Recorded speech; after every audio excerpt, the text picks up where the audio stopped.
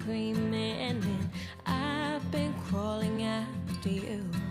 I'm Dr. David Shreve, and my degree is DC, which stands for Doctor of Chiropractic. I'm also board certified in chiropractic acupuncture in the state of Tennessee. I've been in practice for 35 years, and I've been doing acupuncture for about 12, I think, something like that. And in the state of Tennessee, after you've got your chiropractic degree, you have to take over 300 hours of acupuncture classes, plus you have to take a national board exam. I now have over 500 hours postgraduate work in acupuncture.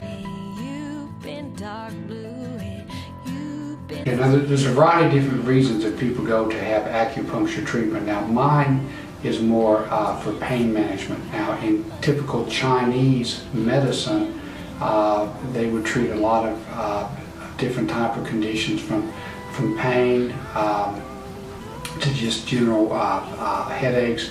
But in Chinese medicine, they would use acupuncture to treat everything from heart disease to liver function, infertility for females, female issues.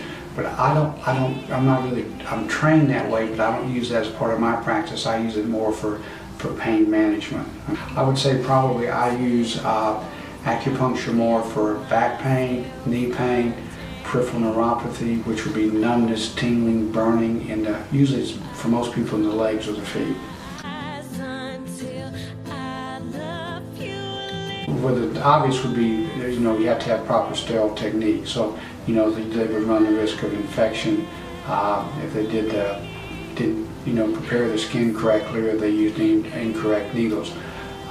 What we use in America, we use very, very fine needles. So we use disposable needles. So we would clean the skin, we would use that. Now from an actual treatment standpoint, when they do studies with acupuncture and then they would do like sham acupuncture, there's really no side effects if you put the needles in the wrong place. You wouldn't get the results, but you wouldn't really do any damage. Now the other side effect that you have to be careful of is elderly people who might be on blood thinners.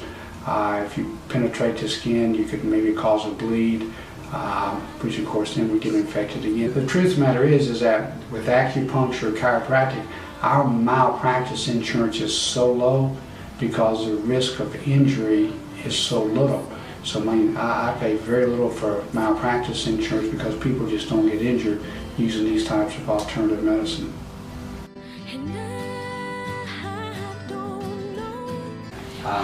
Exactly how acupuncture works neurologically. Okay. Now, so here's what happens. This is your spinal cord. Now, what happens? You have different type of nerve fibers. You have fibers that we call SDAs, which are small diameter afferents, and these are pain fibers. So if you have pain in, let's say, like your foot or your back, your ankle, what happens is the nerve goes in your spinal cord, the pain fibers decussate here, they cross the spinal cord, they go up to your brain, and you feel pain.